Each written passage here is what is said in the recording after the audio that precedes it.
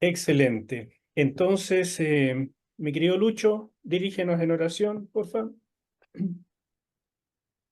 Ningún problema. Señor, gracias. Siempre muy agradecido por tener encuentros tan especiales con mis hermanos, para aprender más de ti, para conocerte más, para agradarte, Señor, para tener una relación de amor contigo a tu manera, em, en tu forma, y aprender tanto de tu palabra, que tienes tanto que decirnos, que tenemos tanto que recibir. Gracias, Señor, por todos mis hermanos que están participando y que se seguirán integrando a este acompañamiento de lectura. Te pido, Señor, que bendigas a cada uno de nosotros, que podamos, que esto pueda ser un tiempo de edificación, en donde eh, se den todas eh, las posibilidades para poder entender, para preguntar, para compartir. Te pido, Señor, que bendiga al pastor Enzo, que nos va a estar guiando, dirigiendo en este estudio. Y lo ponemos todo en tus manos, Señor. Tanto las comunicaciones, el Zoom, para que no falle, Sí, sí. y también para que pongamos toda nuestra atención y podamos recibir de tu parte tu palabra que nos edifique en el día de hoy. En el nombre de Jesús. Amén. Amén. Amén. Amén. Muchas gracias. Bien, pues abrimos entonces la pantalla. Entonces, em, hoy día es la sesión número 9 y seguimos con el Toledot de los celos y la tierra, del capítulo 2, verso 4, hasta el capítulo 4 y verso 26, que es el final. Hoy día nos vamos a concentrar en el capítulo 4, los versículos 1 al 16, y según el cronograma de cómo les he dividido el libro, deberían tener leídas ya las páginas hasta la 322. Así que les animo a completar esas lecturas para que sean trocitos no muy largos lo que haya que leer y no tengan que ponerse al día tan pesado, ¿no es cierto? Pero con esta, si ya están en la 322, van adelantados en relación con lo que estamos viendo acá en estas sesiones. Así que es mucho mejor, creo yo, para ustedes. Hoy entonces el bosquejo que está en su libro del capítulo 4 es como sigue. Caín y Abel, el tema de las dos simientes, el capítulo 4, versos 1 al 16, y todo esto está enmarcado en el capítulo 4, donde el tema es que comienza la historia de la salvación. Este es un título muy usado en teología bíblica, entonces por eso aproveché de colocarlo, porque de acá en adelante es la aplicación de esta historia de la salvación, aunque para muchos esto comienza ya en Génesis 1, pero desde mi perspectiva no, porque Génesis 1 y 2 es la iniciativa 1, donde no había una necesidad de salvación, aunque sí de redención, pero en otros términos, mientras la salvación o redención comienza propiamente en el capítulo 3 en adelante y, y ya se visualiza la necesidad de manera mucho más clara del capítulo 4. Hoy vamos a ver el tema de la incredulidad, la justicia propia y el enojo de parte de Caín y las advertencias del Señor en relación con la decisión que tomó Caín de matar a su hermano. Hasta ahí vamos a ver hoy día. Y después estas dos cosas que son mucho más cortitas en la próxima sesión, la civilización sin Dios, del versículo 17 al 24, y cómo comienza la proclamación del nombre del Señor. Y eso lo vamos a unir con el capítulo 5 de Génesis. Como introducción, quisiera mencionarles lo siguiente. Para restaurar a la humanidad al señorío, Dios puso en marcha una nueva iniciativa resumida en el concepto de evangelio o del evangelio. Iniciativa que dio comienzo a una agenda divina conocida como la historia de la salvación. Por lo tanto, uno haría bien en comenzar esta historia de la salvación desde Génesis, tal vez desde Génesis 19, 18 en adelante, perdón, Génesis 3, 18, pero de manera mucho más clara y precisa está desde Génesis 4. Otra cosa importante es que el medio que el Señor ideó para llevar adelante este plan es la redención, que se bosqueja aquí como la transformación del caos en cosmos, lo mismo que vimos en el capítulo 1, por el poder de la palabra, pero sumado ahora al reemplazo del culpable por la vida, que se ve en la sangre, de un sustituto inocente. Así que aquí la redención cobra un tinte diferente, que es el que se va a ver a través de toda la escritura posteriormente, la necesidad de derramamiento de sangre. Pero el punto crítico es la fe en la palabra de Dios, la cual también habla de la sangre. Entonces, si no creemos en la palabra de Dios, el puro derramamiento de la sangre no es suficiente.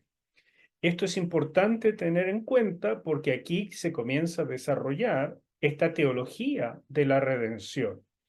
La Iglesia Católica, por ejemplo, ha dicho que Cristo murió por todos y por lo tanto, de una manera u otra, todos son salvos y lo único que necesitan son los sacramentos de la Iglesia.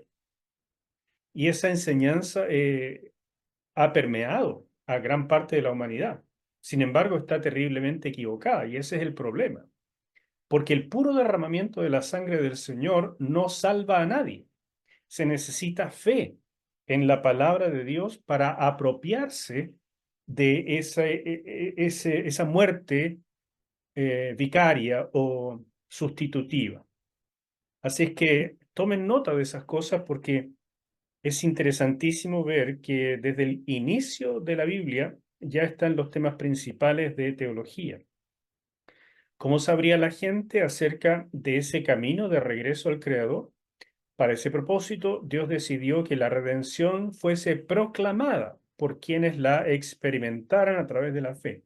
Y con esas personas escogidas por su propia decisión de fe, fíjense, las personas son escogidas por su decisión de fe, no son escogidas por la soberanía de Dios, independiente de la fe de las personas, sino que son escogidas por el preconocimiento de Dios acerca de la fe que ejercerán. Un tema de gran importancia cuando hablamos del determinismo o la predestinación. Bueno, con esas personas escogidas por su decisión de fe, el Señor estableció pactos. Y aquí comienza la teología de pactos. Y todo este conjunto, lo que dice este párrafo, es la base de las misiones. Sin esta instrucción que comienza de Génesis 3 y 4 en adelante, no tendríamos la base esencial de las misiones, aunque por supuesto esto se repite en muchas otras partes de la Escritura. Sí, cierto, pero aquí comienza. Entonces, la teología bíblica de las misiones debe iniciar en Génesis 3 y 4. Y por último, no olvidemos que todo esto transcurriría en medio de un permanente conflicto entre las simientes. En Génesis 3 tenemos la promesa de que habrán dos simientes, pero recién en Génesis 4 nos enteramos de cómo son estas simientes y que van a permanecer siempre en conflicto, también es parte de la profecía. Por tanto, las misiones nunca van a desarrollarse libres de este conflicto que es grave. Es grave porque la simiente de la serpiente siempre va a perseguir a la simiente de la mujer. Y como ya nos anuncia la Escritura en el caso de Noé, generalmente la simiente de la serpiente es mayoría. Y a veces es una mayoría tan abrumadora que quedan 8 personas en todo el mundo que son simiente de la mujer y son rescatados en el arca. Entonces, son da detalles que nos ayudan a enmarcar esta agenda que se conoce como la historia de la salvación, donde están los parámetros fundamentales. Otra cosa que sirve y es importante de tener en cuenta como introducción es que Caín y Abel representan, además de haber sido dos personajes históricos, representan a los dos tipos de personas o simientes que coexisten en este mundo hasta el presente. Y el texto es enfático al señalar que la diferencia entre ambos no es alguna característica innata o la predestinación divina, sino el resultado de sus propias elecciones libres. Otro punto que yo les ruego que ustedes subrayen muy bien. Esto es la base de la doctrina de la predestinación. El texto es muy enfático al mostrar que Caín tomó sus decisiones y Abel tomó sus decisiones. Ambas fueron libres. Dios no los predestinó para ser uno malo y el otro bueno. No los predestinó para ser uno simiente de la serpiente y otro simiente de la mujer. No los predestinó a uno para condenación eterna y a otro para salvación eterna.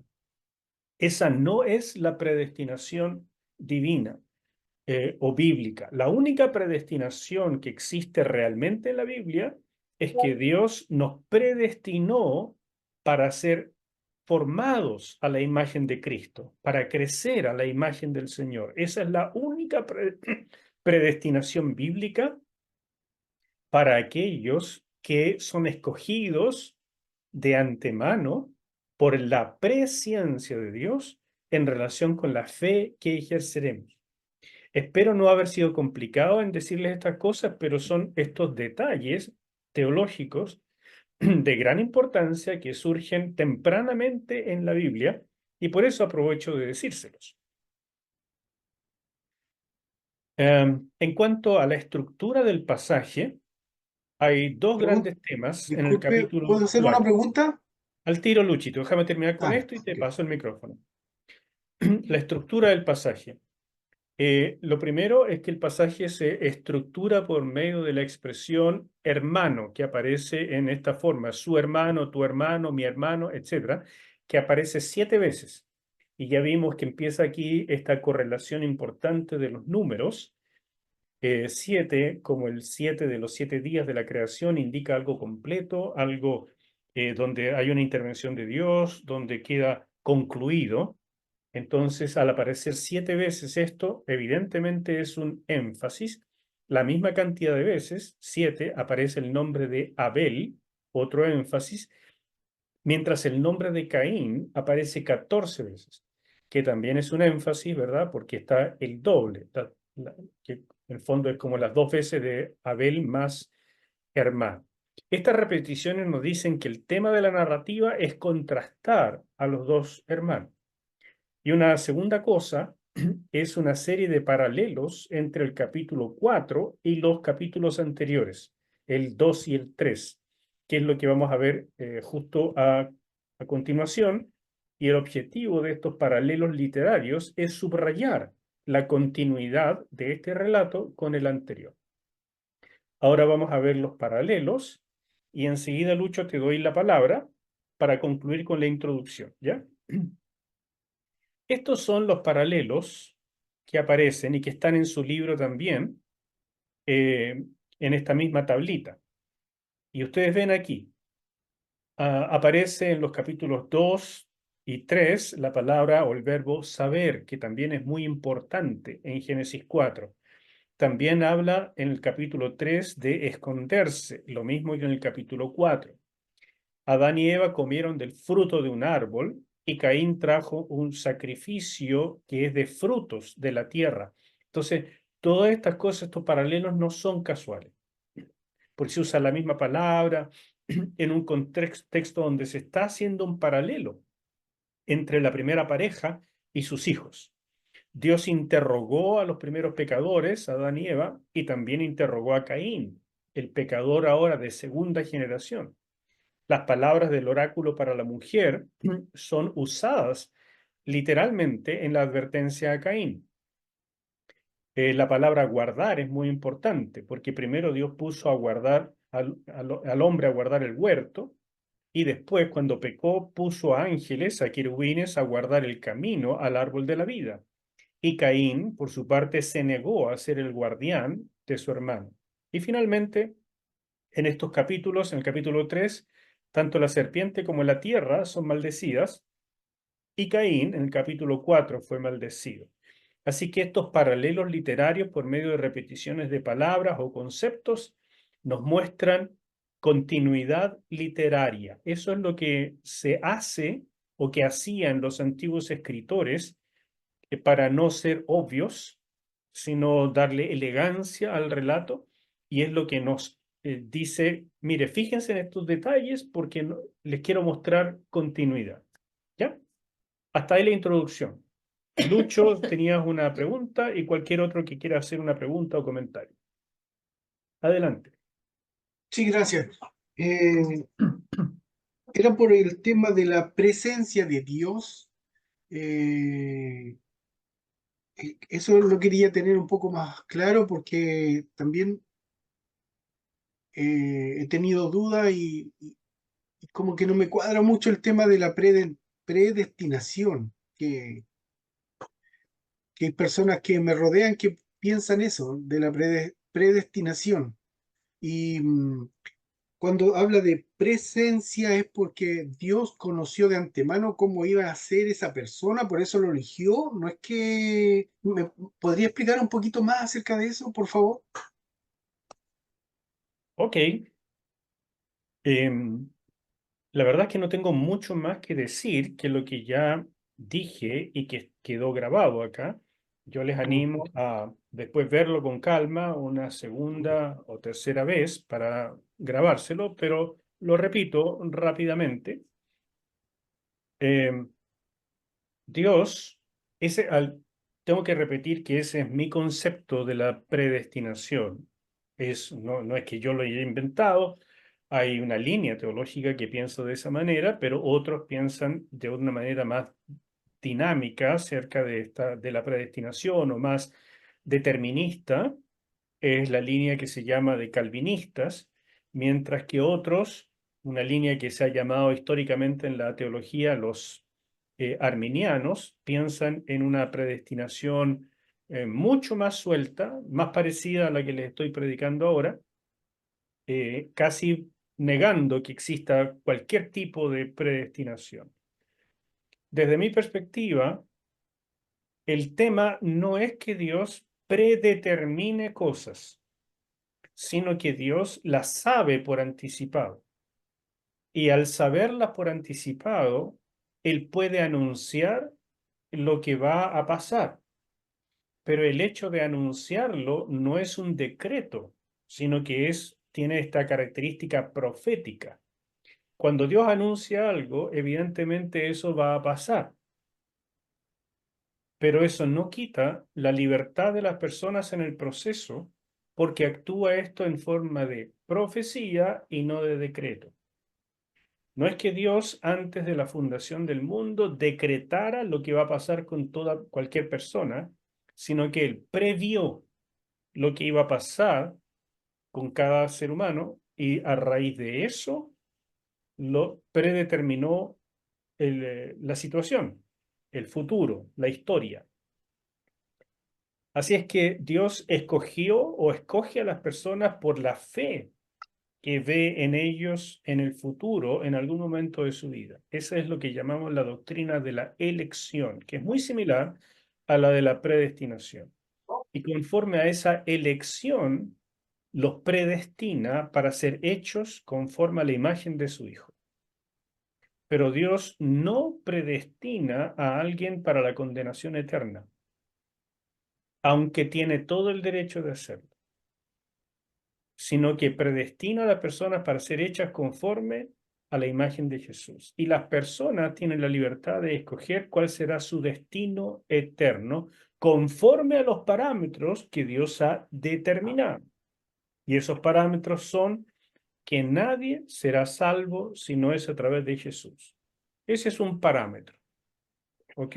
Dentro de ese parámetro, las personas tienen libertad.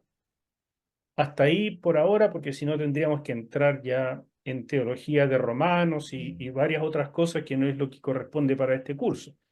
Pero espero que te haya aclarado, Lucho. Perfecto, Súper. perfecto, me aclaró súper bien, muchas gracias. ¿Nata?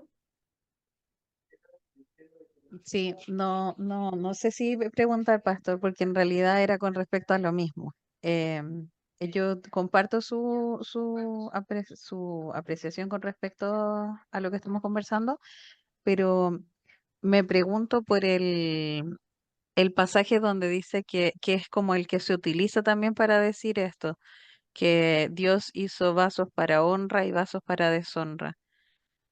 Sí, es Em, importante ese pasaje, Nata, pero ese pasaje hay que recordar o hay que leerlo con calma y es una pregunta. Es una pregunta que Pablo hace. ¿Qué a ti, dice al lector, qué a ti si Dios escogió vasos para honra y vasos para deshonra? Por lo tanto, el pasaje no afirma que Dios lo haga, sino que pregunta. ¿Qué te importa a ti si Dios lo hubiera hecho? ¿Acaso no tiene derecho a hacerlo? ¿No tiene derecho el alfarero para formar algunos vasos para honra y otros para deshonra?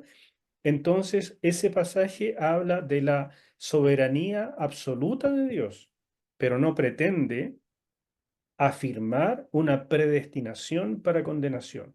Ahora, si solo existiera ese pasaje, yo también me inclinaría a pensar que Dios predestina a personas para perdición y otros para salvación. Sí, pero como no existe solo ese pasaje, sino muchos otros que aclaran el tema de la presciencia de Dios, de la elección divina, de la predestinación para ser hechos conforme a la imagen de su Hijo, entonces la doctrina hay que armarla de manera mucho más cuidadosa, más completa.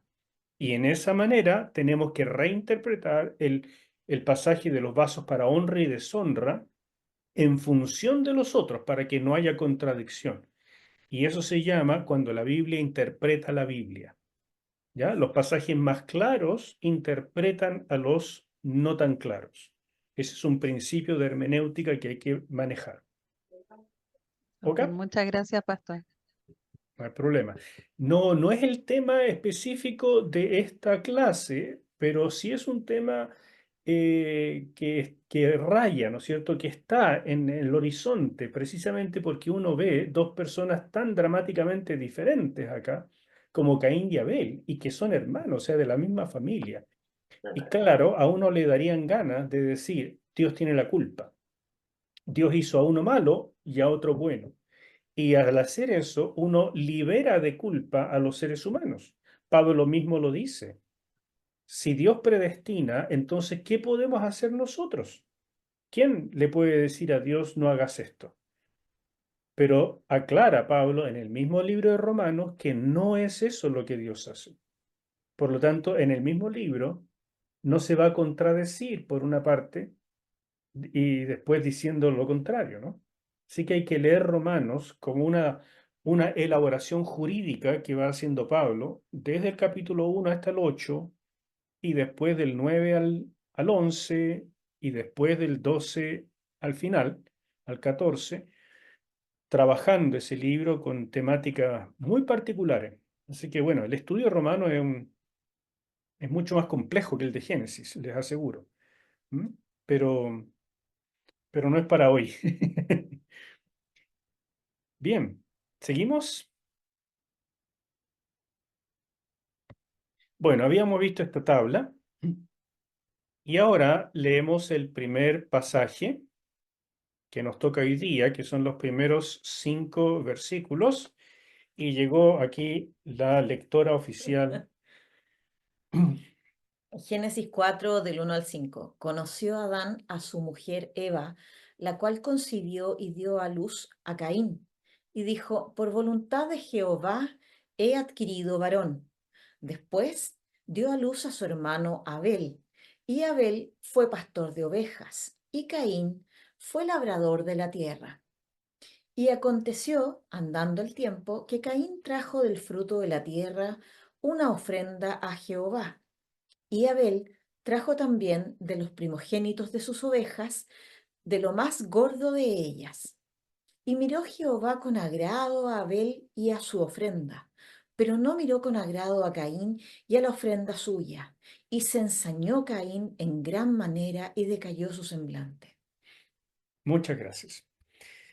Estos primeros 5 versículos son realmente de gran importancia en la Escritura porque presentan un contraste tan enorme entre estos dos jóvenes que vienen de la misma familia, con la misma crianza y por lo tanto nos permiten sacar tremendas enseñanzas para nuestro presente. Traté de subrayarles lo que considero más importante, pero el pasaje es tan tremendo que casi uno podría subrayarlo entero, ¿no es cierto? Y vamos a ir analizándolo por pedazos, aunque ustedes lo vieron ya esto en su libro, y me interesa solo subrayar algunas cosas. Todo lo que dice el libro es importante en la exégesis de este pasaje para entenderlo cabalmente. Y aún algunas cosas no pude incluirlas en el libro para no explayarme demasiado. Pero ahora vamos a resumir todavía más el núcleo de esta enseñanza.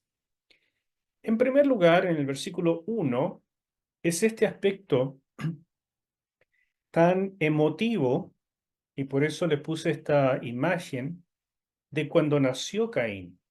La Biblia lo muestra como el primogénito y no nos dice qué edad tenía Adán cuando nació. No dice eso la Biblia. Por lo tanto, no podemos saber. Sabemos que Set nació cuando Adán tenía 130 años. Entonces pasó un montón de rato.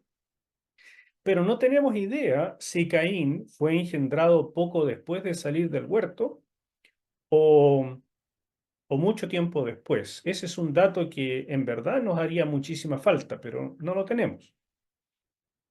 Lo que sí dice la escritura es que es el primogénito y el nombre Caín en hebreo se dice Caín.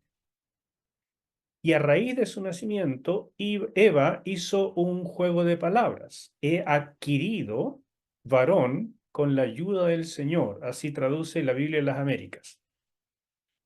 ¿Por qué hizo este juego de palabras? Aparentemente porque la etimología del nombre Caín, aunque no es clara, el nombre suena parecido a otro verbo, que es el verbo caná, ahí al final, que significa adquirir. Algunos creen que esta palabra hebrea, por supuesto, procede del árabe kainun o del arameo keiná. Y algunos proponen incluso el significado de herrero o trabajador de metales, que parece relacionarse o corroborarse cuando en 4:22 se menciona a Tubal Caín como padre de la metalurgia, ¿no es cierto? Como sería algo así como Tubal el herrero, ¿no es cierto? Entonces Caín podría ser que proviniera de estas palabras que tiene relación con la metalurgia. No tenemos la menor idea. Los hebraístas discuten esto y no se ha llegado a consenso. Pero lo cierto es que Eva explicó el nacimiento mediante un juego de sonidos con la palabra adquirir, que es caná, ahí. He adquirido, varón. Ahí está la palabra caná. ¿Ok?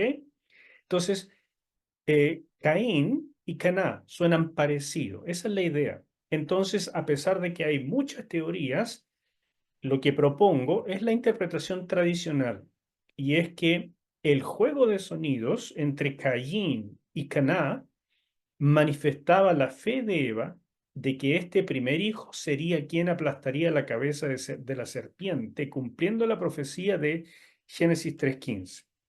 O sea, he adquirido, Caín, al varón, que se llama Caín, por este adquirir, con la ayuda del Señor. He adquirido al Redentor de la humanidad que aplastará la cabeza de la serpiente. Eso es lo que yo creo y por supuesto muchos otros también, que es lo que quiso Eva decir con este juego de sonidos. Es la fe de ella manifestada en un juego de palabras como se usaba mucho. Por ejemplo, todos los hijos de Jacob, los 12, se explican mediante estos juegos de palabras también. Si ustedes leyeron ya el libro de la vida de Jacob, allí hay un capítulo donde se explican todos los nombres de los hijos de Jacob y el juego de palabras que hicieron las mujeres, las esposas, eh, para, ¿no es cierto?, para explicar. No, Luchito, ahí no tienes punto base porque ese es el libro antiguo. Tiene que ser el nuevo que está en Amazon, fregaste. Entonces, eh, eso es lo que yo pienso. Por supuesto, la historia muestra que, que estaba equivocada, porque Caín fue más bien el primer representante de la simiente de la serpiente, no el Mesías. Lamentablemente, ella entendería de la forma más dura que nacer en una familia de creyentes no garantiza la fe del hijo. Y ahí tenemos un tema de gran importancia para el trabajo con familia. Cuando uno quiere hacer un estudio acerca de familia, de lo que Dios dice de la familia, siempre tiene que hacer lo mismo que hizo el Señor Jesús. En el principio, porque Génesis nos da la base de todas las enseñanzas bíblicas, aunque sea una pequeña porción, un pequeño indicio, pero es la base. Es en los inicios, así fue. ¿Ok? Am, lo notable de esto es que es prácticamente evidente, aunque el texto no lo dice, que ambos hijos tuvieron las mismas oportunidades ante Dios y la misma crianza de sus padres. Claro, igual que hoy, los dos hijos debieron tener personalidades diferentes, capacidades de aprendizaje, sumisión de la voluntad diferente. Cada ser humano es un mundo diferente, pero ellos tuvieron las mismas oportunidades, las cuales evidentemente incluyó la enseñanza acerca de acercarse a Dios mediante ofrendas de adoración y posiblemente en periodos fijos especificados por Él. ¿Por qué digo esto? Porque los jóvenes estos, ¿cómo habrían aprendido acerca de los sacrificios si no lo hubieran visto de sus padres? Los cuales aprendieron del primer sacrificio que hizo Dios mismo y con la piel de esos animales los cubrió. Así que esto evidentemente es un asunto de enseñanza. Y por otra parte, el aspecto esto de que hay periodos fijos del año, el texto lo dice, pasado un tiempo. Y en hebreo eso es al cabo de un tiempo especificado. Entonces, esto nos muestra que sí había determinados tiempos, ya en el principio, donde Dios les dijo, vengan. Lo más probable, desde mi perspectiva, es que la entrada al huerto de Edén, donde estaban los querubines, impidiendo que entraran, fuera el lugar donde llegaban periódicamente Adán y Eva con sus hijos e hicieran un sacrificio al Señor y el Señor se reuniera con ellos. Y eso nos muestra el inicio de este sistema de adoración que después quedó plasmado de manera muy detallada en Levítico. Pero lo más probable es que ese fuese el primer sistema. Y claro, eso se lo enseñaron a sus hijos. Por tanto, lo que estamos viendo en Génesis 4 debe ser la primera vez que Caín y Abel hacen esto por sí mismos. Lo hacen solos, ya sin los papás, seguramente ya siendo adultos y, creo yo, casados, porque después cuando Caín es echado, ¿no es cierto? Es exiliado, él se va con su mujer, así que se han casado. Siempre me hacen la pregunta, ¿y de dónde salieron las mujeres? Bueno, porque se casaron con hermanas, evidentemente, o podrían ser sobrinas o lo que fuera, porque ya ha pasado tiempo, me explico. Cuando nace Set, ya han pasado 130 años, así que pueden haber tenido ya muchos hijos a esta altura. Y con alguna hermana, en el principio no había problemas genéticos, con alguna hermana tuvieron que casarse o alguna sobrina, no queda otra. No hay que sacarle el cuerpo a esa situación. No es algo depravado en esta primera época. Después el Señor lo prohibió en la ley mosaica, porque ya ha pasado el tiempo, el pecado hizo también estragos en la información genética. Y los matrimonios con información genética demasiado similar tienden a corromperse más. Entonces, sabiendo eso, el Señor impidió legalmente eh, el matrimonio y la concepción entre personas de parentesco muy cercano, ¿ya? Pero en esta primera etapa no era problema y evidentemente no quedaba otra. ¿De dónde iba a sacar una mujer? Habría tenido que crear mujeres por otro lado y eso sería absurdo desde el relato de Génesis. ¿No es cierto? Entonces, si Adán y Eva presenciaron el primer sacrificio realizado por Dios mismo para darles la cobertura física y espiritual necesaria para las nuevas condiciones de vida, es lógico que ellos imitaran esa práctica e incluyeran el derramamiento de sangre en sus ofrendas de adoración. Quiero mostrarles una cosa acá. Ustedes se dan cuenta que esto el texto no lo dice. Esto es una conclusión del intérprete, en este caso yo. ¿Cómo un intérprete puede sacar esta conclusión? Solo si el texto da ciertas pistas. No puede uno inventar lo que se le ocurre e introducirlo al texto. Eso no es legal en el ámbito de la interpretación bíblica, en la hermenéutica. Tiene que haber pistas. Y ya les he mencionado las pistas. Que Adán y Eva presenciaron el primer sacrificio, que ese sacrificio fue con derramamiento de sangre, que usaron las pieles, que hubo épocas determinadas, el texto lo insinúa. Entonces, ¿cómo los muchachos aprendieron? Viendo lo que hacían los padres, pero ahora lo están haciendo solos, es lo que nos dice el texto. Por lo tanto, uno concluye, posiblemente esta es, si no la primera, una de las primeras veces en que lo hacen solos y ahora es donde empieza una diferencia. Seguramente antes lo hicieron siempre junto con los papás y estaba siempre bien. El Señor aceptaba esas ofrendas. Pero ahora se produce una diferencia. Uno de los dos se puso creativo e hizo la cosa diferente. Y aquí es donde tenemos el problema.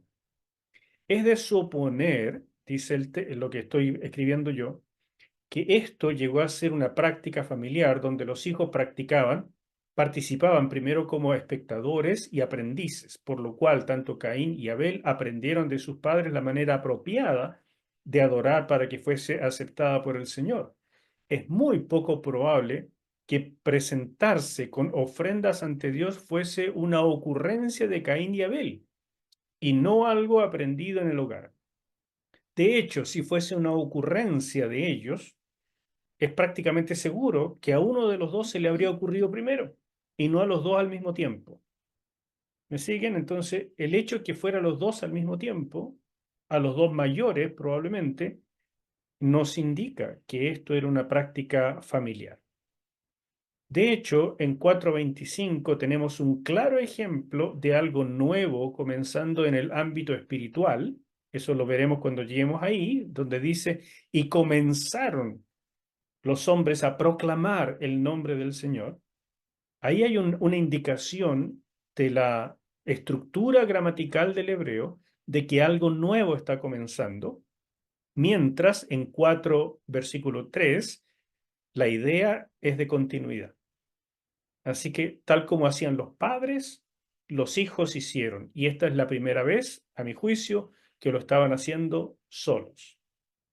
Son conclusiones importantes, pero insisto, todas ellas con pistas en el texto.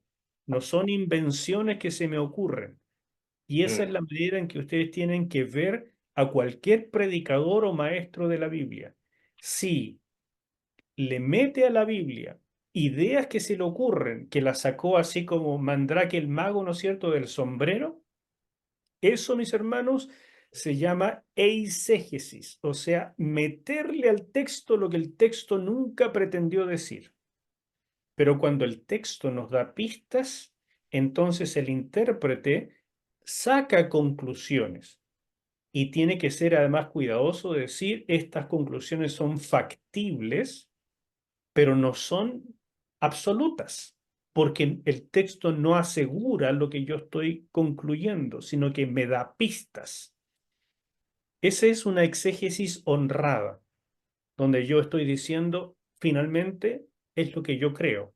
Otros piensan de esta y de esta manera, y ellos tienen sus argumentos con mayor o menor validez, y yo tengo los míos con este peso.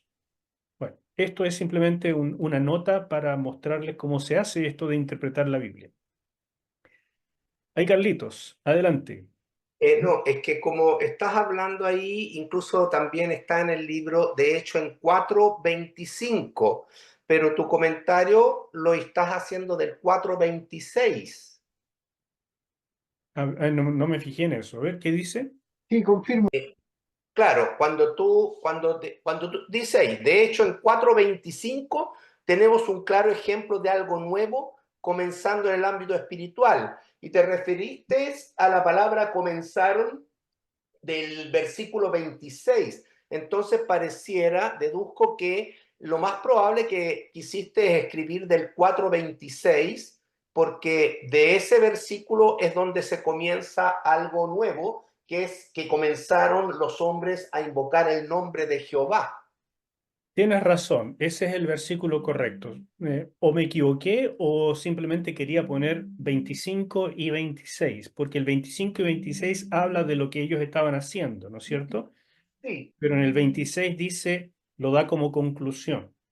claro que el 25 también tiene algo nuevo, que es justamente la concepción nuevamente de Eva, de otro hijo que va a reemplazar a este fallecido, que es el nombre Set, pero también el 26 habla de que comenzaron. Así que me da la sensación de que el 25 y el 26 tienen una característica de novedad, como tú más o menos lo tratas de poner ahí. Correcto, muchas gracias, sí. Los dos tienen esa característica, pero yo me estaba refiriendo al 26, Ya, y comenzaron los hombres. Entonces, eso es la diferencia con esto, que aquí en el 26 está esta indicación de que algo nuevo comienza. claro. Mientras aquí en el capítulo 4, versículo 3, la impresión del texto evidentemente es de continuidad. Así es. Muchas gracias. ¿Alguien más quisiera preguntar o agregar algo? Yo, lo que pasa es que aquí Adán y Eva, en el versículo mismo, en el versículo 25, bueno, que ya lo vamos a ver después, pero Sí, no hablemos de eso ahora. claro, sí, vuelvo a donde estamos. Estos dos hermanos eran los hermanos mayores, lo más probable, pero ellos continuaron teniendo hijos y Adán y Eva no siguieron teniendo más hijos que ellos dos, lo más probable, No, el porque texto después, dice con claridad que tuvieron hijos e hijas. Eso aparece en el capítulo 5.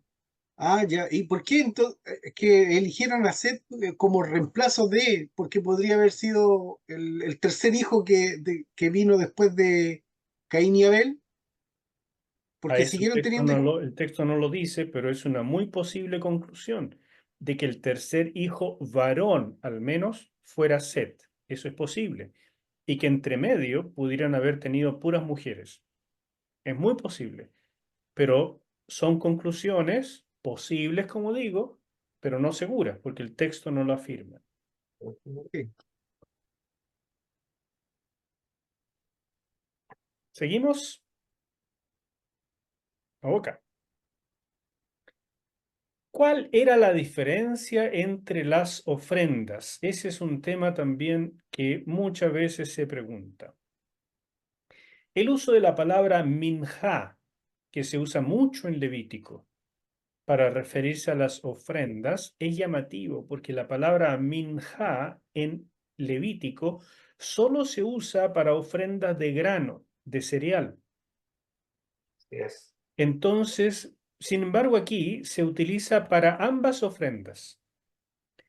Y el que está escribiendo es Moisés, pues, el mismo que escribió Levítico. Entonces él no va a meter la pata con esto. Él sabe lo que está haciendo.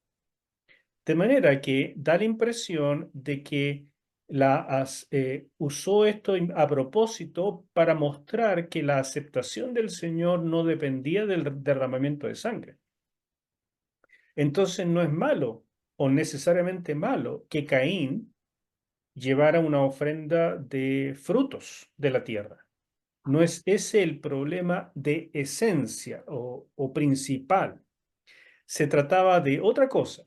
Si se trataba de ofrendas voluntarias, es difícil entender por qué la de Caín no fue aceptada y solo quedaría mirar la actitud del corazón con que fueron presentadas. Y el texto sí da pistas para mostrarnos que la actitud del corazón aquí es fundamental.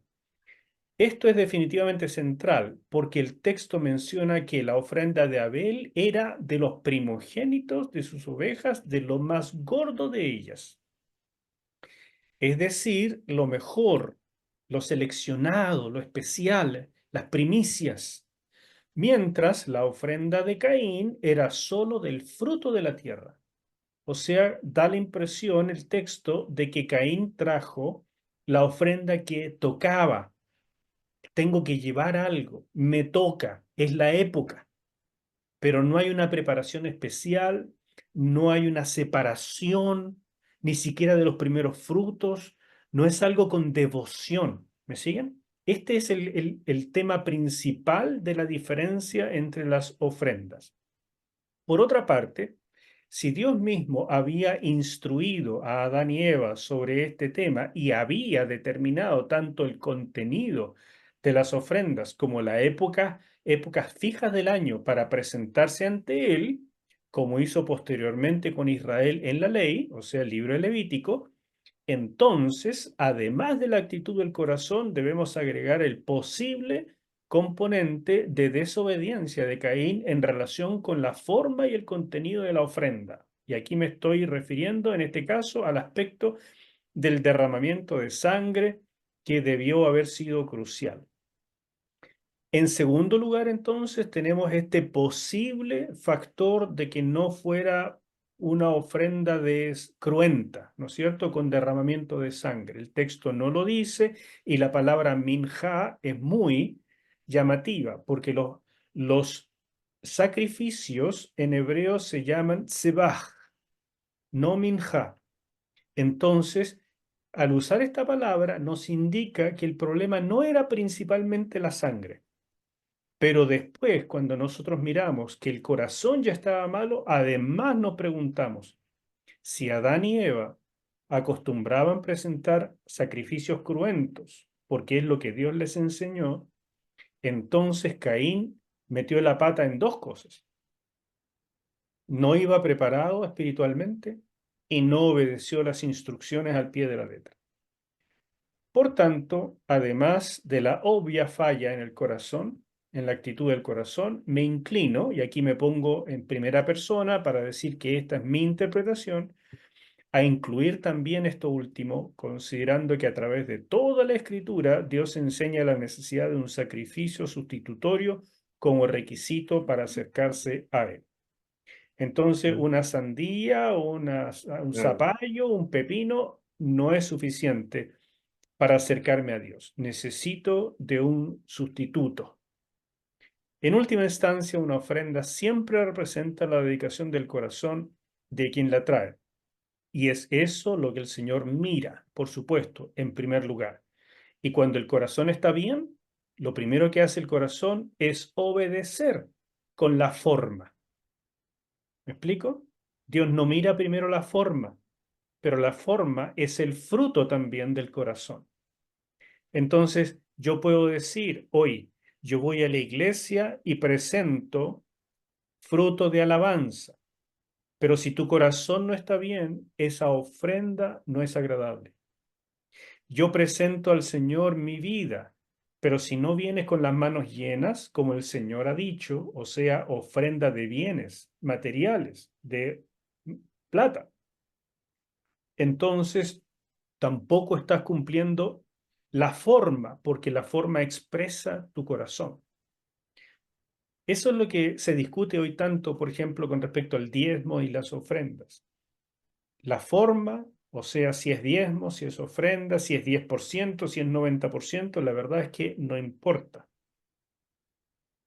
Pero el corazón con que se presenta la ofrenda es crucial. Y cuando el corazón está bien, entonces uno va a querer obedecer y servir a Dios de la manera más prolija posible. ¿Ok? ¿Se entendió esto y su aplicación? Sí, yo creo que hay una multiplicidad de factores, ¿ya? Es mi concepto. Yo veo muchas cosas ahí como importantes para el Señor.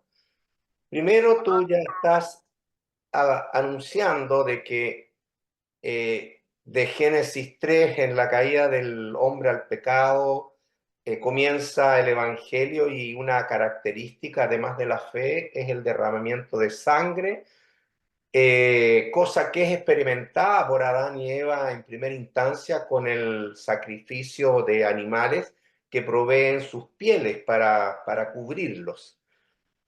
Luego, si estos dos hijos fueron criados en ese contexto, sabían que es necesario la muerte de un sustituto para poder reconciliarse o ser acepto por el Señor. Entonces, de mi punto de vista, para mí es bien importante el hecho de que Abel sigue el formato de Dios, lo que Dios ha establecido, mientras que Caín como que corre por cuenta propia, lo que no es aceptado por el Señor. Amén a Correcto. eso está el tema del corazón, por supuesto. Un principio bíblico en adoración clave es, todo lo que refiere a adoración, yo veo que un principio clave es que las cosas se tienen que hacer al modo de Dios y no al modo del hombre. Así es. Dos, que todo tiene que ser en adoración, lo primero, primicias. Ahí habla las primicias. Lo primero y lo mejor para el Señor. Y eso está claramente explicado en Levítico, que tú también lo mencionabas. ¿Ya? Y quizás el único argumento de lo que yo veo aquí es si en todo lo que habla aquí la palabra por ofrenda, si siempre es minyá. La única situación que a mí me complica en el versículo 4, si realmente dice al final, y miró Jehová con agrado a Abel y a su minyá. No estoy seguro si dice ahí minyá, porque debiera ahí decir seba. En todo lo No, otro yo en todo el acepto. capítulo, en todo el capítulo se usa minja. Es Es una raro jota, porque, es una claro, jota, eso no, es lo no, extraño, porque la ofrenda de Abel, obviamente de ser el primogénito de las ovejas y de lo más gordo, se sospecha de que es porque va a seguir la enseñanza que Dios ha estipulado a través de Adán y Eva, que es un sacrificio al estilo Sebá, es decir, un sacrificio cruento. Entonces, es difícil ahí asociar cómo Dios se agradó de Abel, y una ofrenda que está siempre asociada principalmente más a cereales. Ahora que en algún caso, claro, sería que en algún caso muy específico, como una cosa de más de exclusividad, se mencione minja, incorporando también en esa palabra los sacrificios de cereales. Ese es el claro. único conflicto que veo, pero de mi punto de vista, yo lo entiendo más que Abel obedeció la manera aprendida que fue enseñada por Dios a sus padres y que llegó a él. Además de que su corazón, por supuesto, que estaba en fe absoluta, en total sintonía al Señor, porque presenta lo primero y lo mejor. En el caso de Caín, yo creo entender de que él no sigue la enseñanza de Dios, trata de acercarse a Dios a su propia manera, ya con un sacrificio de granos o de frutas, de frutos, y no con derramamiento de sangre. Y por supuesto, el gran problema es que también lo hace con desdén, seguramente por cumplir, como Miren, en algún sentido también para mí, como aplicación, no sé si estoy correcto o no, pero para mí Caín representa adorar o acercarse a Dios acorde al modelo de Dios, mientras que, o sea, Abel, y Caín representa acercarse a Dios al modo del hombre, que es el típico hombre religioso, que ¿Correcto? se acerca por sus propios medios, por su propio esfuerzo, por su propia iniciativa a Dios, y Dios muchas veces no lo acepta. Y uno ve tanta gente hoy día, ya simiente de Satanás, que obviamente tiene un tremendo vacío y desarrolla su espíritu religioso, pero no a la forma como Dios ha dicho que se acerquen a Él, sino como al hombre le parece. Y Así eso es es. religión, religiosidad. Entonces, yo veo también eso en Abel, ¿ya? Y En en Caín. no sé si estaré exagerando mucho o mirando, buscando las 5 patas al gato, como decimos. No, Pero creo que es una excelente aplicación y mi que es lo que aplicación, uno sí. puede predicar en la iglesia tomando un pasaje como este, donde uno enseña lo que el pasaje dice y después saca estas aplicaciones que son muy pertinentes para la forma en que uno adora al Señor. Claro, Caín representa una forma de adoración religiosa, equivocada, centrada en el hombre humanista, y Abel representa una adoración centrada en Dios. Como tú bien decías, Carlos, el tema de la palabra minja es muy importante acá ujú, porque nos da la pista de que no se trataba de una instrucción necesariamente en cuanto a que fuera un sebaj, un ya, sacrificio cruento, pero que lo primero entonces era el corazón.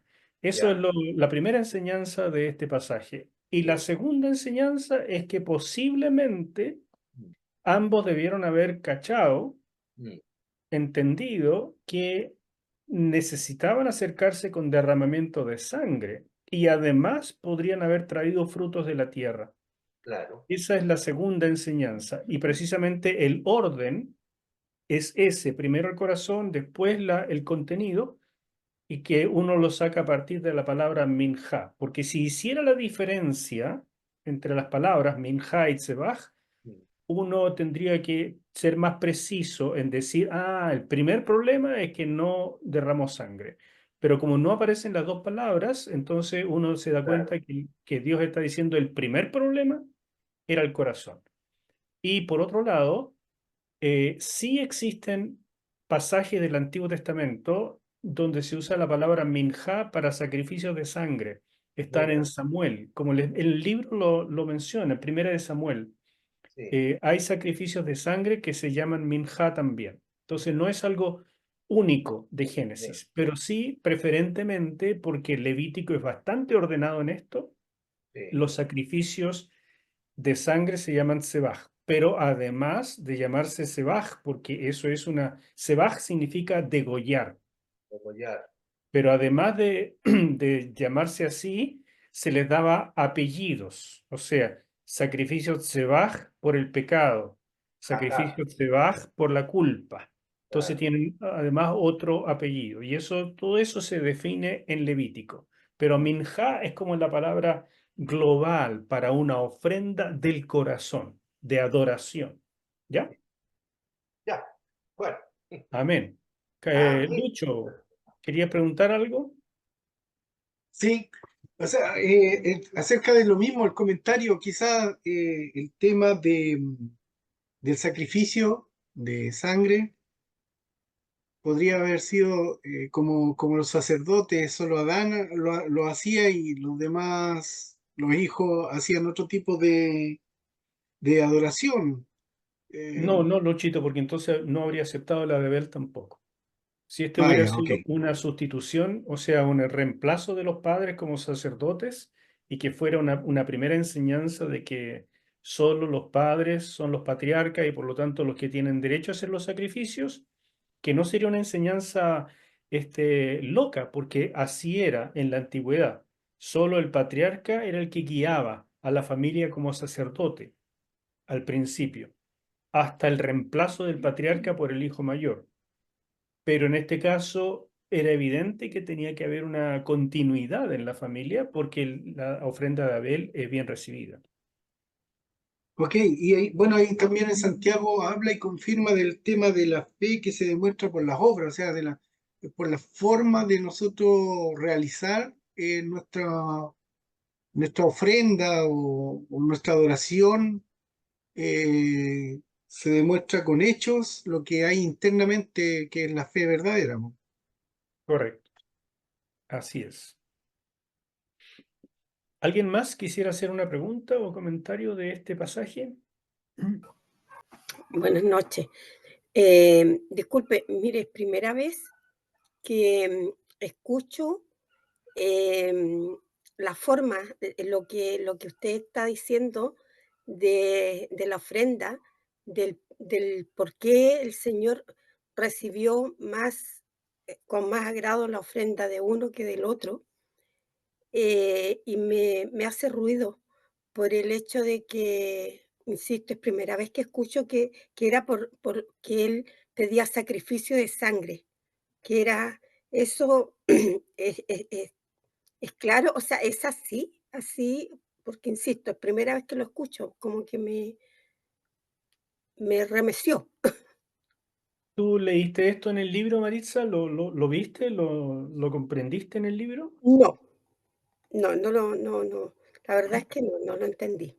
Entonces, por Ya. eso, al escuchar su comentario, lo que usted nos está diciendo, em, me pasa de que me pongo a pensar y digo: "¿Y cómo nunca antes lo había escuchado, no lo había notado nadie más?", como para darse cuenta de que porque, insisto, es primera vez que escucho, de que digan: "No, la ofrenda no le gustó porque eran vegetales, porque la ofrenda era con derramamiento", y me hace lógica, o sea, lo al escucharlo creo que es lógico, que sí, porque para esos tiempos, pero insisto, no lo había escuchado antes, entonces como que me quedo No, como un Maritza, la tablazo. verdad es que no es algo nuevo. Todos los comentaristas de Génesis hablan precisamente de este tema, de que las ofrendas en la antigüedad eran aceptadas por Dios cuando iban con derramamiento de sangre, y este es un principio eterno. Nosotros no podríamos presentarnos delante de Dios si no fuera por el sacrificio de Jesús. Claro, El sacrificio de nuestro Señor nos da entrada, y ese es un sacrificio de sangre. O claro, sea, tú es no que podrías mm, ni ir a la iglesia, mm, ni adorar, ni mm, ofrendar mm, aceptablemente a Dios si no fuera primero que entras a su presencia por la sangre de Jesús. Así de claro. importantes son los sacrificios de sangre. Claro, no, si eso lo entiendo, pero me refiero a que nunca había escuchado o no había prestado la atención, no sé cómo explicarlo, pero, a que no le fuera agradable por eso, porque no era con derramamiento de sangre, porque no lo dice claramente, sino que no se agradó de la ofrenda de Correcto, Maritza. Y eso es importante. Por eso te digo que eh, cuando uno interpreta el texto, tiene que ser cuidadoso de no tratar de que el texto diga lo que el texto no dice. Entonces, el texto no dice que no le gustó la ofrenda porque no iba con sangre. mm, No lo dice. Y por eso es que estamos sacando estas conclusiones a través de las palabras y lo que va diciendo. En primer lugar, lo que a Dios no le gustó es la intención o la forma del corazón de Caín. Él llegó con una fe, una actitud de fe como más de cumplir, mientras la de Abel era de verdadera adoración. En segundo lugar, nos preguntamos si podría tener una influencia este hecho de que fue un sacrificio sin sangre, mientras el de su hermano, Abel, evidentemente fue de sangre. Y mm, entonces nos damos cuenta que en todo el resto de la escritura, el derramamiento de sangre es crucial y que a Adán y Eva, en el capítulo 3 Dios mismo les enseñó que para acercarse a Él tenían que derramar sangre. Uniendo todo eso, es que sacamos la conclusión de que probablemente a Dios tampoco le gustó la ofrenda de Caín porque no llevaba sangre. Claro, es Lo que que, lo que, lo que indica una ofrenda sin sangre es que yo puedo acercarme a Dios como se me ocurra, Claro. que yo estoy bien y simplemente le traigo un regalo a Dios. de forma Mientras que la soberbia. sangre indica yo reconozco Mm, que necesito el perdón de mis pecados. Yo mm, reconozco que no merezco estar en la presencia de Dios, pero por la sangre de un sustituto puedo acercarme. Amén. amén. ¿Entiendes? Eso es el drama. Por eso que en Levítico las ofrendas sin sangre, que se llamaban minjá, solamente acompañaban a los sacrificios de sangre, pero no debían ir solas. Mm, ¿Me explico? ujú, Y lo mismo pasa en el presente. Todo lo que hacemos en la iglesia es posible porque vamos sobre el sacrificio de Jesús. Y yo creo que eso se predica poco en la iglesia. Por eso la gente muchas veces llega con poca preparación espiritual a la iglesia.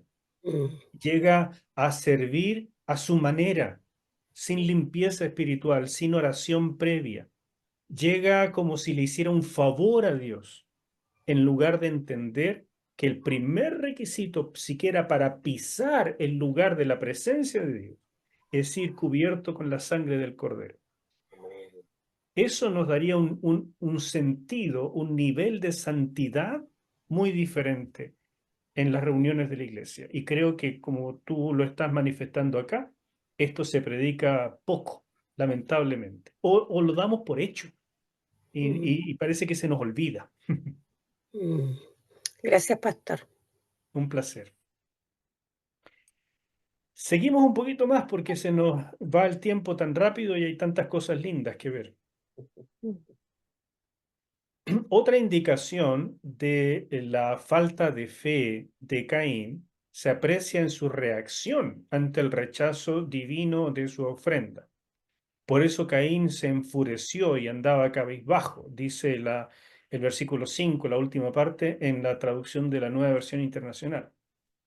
En lugar de saber que Dios siempre tiene la razón, hermanos, subrayen eso. Eso es una verdad extraordinariamente importante en nuestra relación con Dios. Cuando nosotros nos relacionamos con Dios, no somos iguales a Él. Él siempre la lleva. Él siempre tiene la razón. Si Dios dice, no me gusta, no es que yo le digo, ay, ¿por qué no? No, yo le digo, Señor, explícame qué hice mal, porque es evidente que Él tiene la razón y yo no. Esa es la manera correcta de acercarse a Dios siempre. Pero Caín dijo, no, no, Dios no está correcto, Dios no está pensando bien, Dios está equivocado. Mi ofrenda vale tanto como la del otro. Entonces se enfureció. Si hubiera entendido este principio tan importante que Dios siempre tiene la razón, habría pedido perdón y habría buscado una solución, pero escogió molestarse y en exceso al punto de querer matar a Dios. Pero como no puede matar a Dios, mató a su hermano. Eso es lo que pasa en la sociedad. La sociedad vive enojada con Dios de una manera u otra. Y esa violencia la expresa en la sociedad contra otros seres humanos, o contra animales, o contra lo que sea. De hecho, la expresión se enojó mucho o en gran manera en el versículo 5, cuando uno la busca en otras partes de la Biblia, siempre es el preludio a un homicidio. Una pregunta de paso, ¿cómo se dieron cuenta de la aceptación o rechazo de Dios? El texto no lo dice. A lo mejor Dios consumió la ofrenda de Abel y no la de Caín. O a lo mejor Dios se los dijo de viva voz, me gusta esta y no me gusta esta. El texto no lo dice. Y muchos han propuesto diferentes cosas, se han imaginado cosas, pero no lo podemos asegurar. Y así llegamos al pasaje del versículo 4 al 8. Quisiera ir cerrando del 1 al 5. Creo que es suficiente lo que les dije, pero el libro contiene mucho más detalles, así que por favor léanlo con cuidado. como a la 10ª vez lo van a ir entendiendo. ¿Ya? Pero no, de verdad. Como bien dijeron ustedes al principio, hay que leer varias veces el libro para cuadrar, pero vale la pena, porque aquí están las doctrinas de toda la escritura en semilla, en cierne. Aquí están los conceptos básicos. Ya, la lectora profesional, venga. Génesis 4, 6 al 8.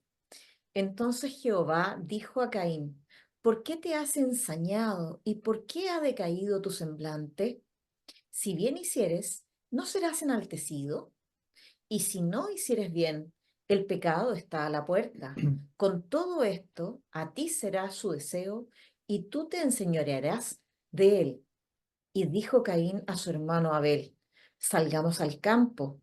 Y aconteció que estando ellos en el campo, Caín se levantó contra su hermano Abel y lo mató.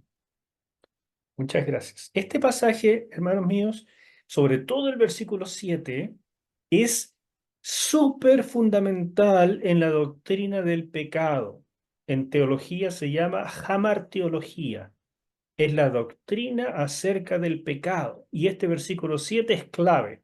Si uno no entiende este versículo 7, no va a poder elaborar la doctrina correctamente. Así que pongamos atención.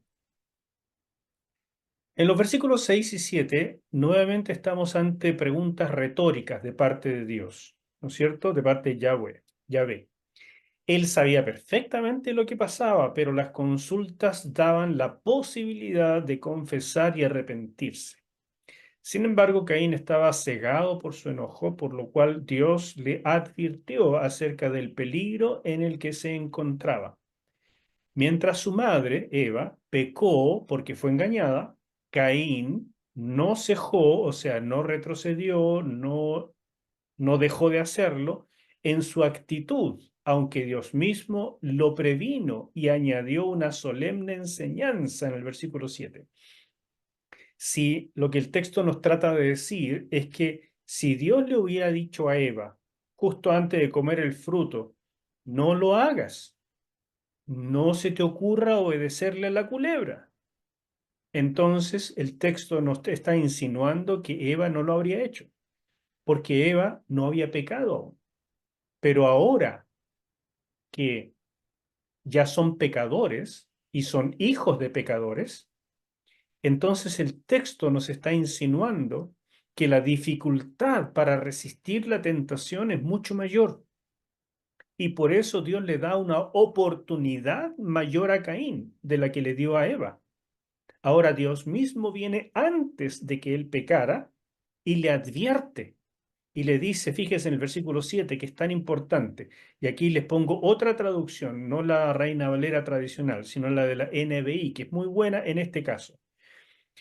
Si hicieras lo bueno, podrías andar con la frente en alto, pero si haces lo malo, el pecado te acecha como una fiera lista para atraparte.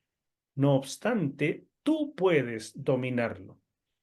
Esto es realmente muy importante. Lo que este pasaje nos dice es que hay una capacidad en la imagen de Dios que está en los seres humanos para escoger el bien y escoger el mal. Eso es lo primero que este pasaje nos enseña. Lo segundo es que si uno escoge el mal, el pecado aquí es personificado, ilustrado como si fuera una fiera, digamos, para que se imaginen, una pantera, un leopardo, que está escondido, listo para saltar a atraparnos. Entonces, nosotros escogemos y después actúa el pecado. Interesante eso, el pecado está en nosotros, pero aún así tenemos suficiente libertad, mientras no nos dominen espíritus inmundos, para escoger. Permanece esa libertad en nosotros, pero una vez que escogemos, el pecado nos atrapa. Es muy importante esto. Tú puedes dominarlo, dice al final. O sea, tú tienes la opción, tienes la capacidad, está en la imagen de Dios, aún sin ser redimido, de escoger entre el bien y el mal.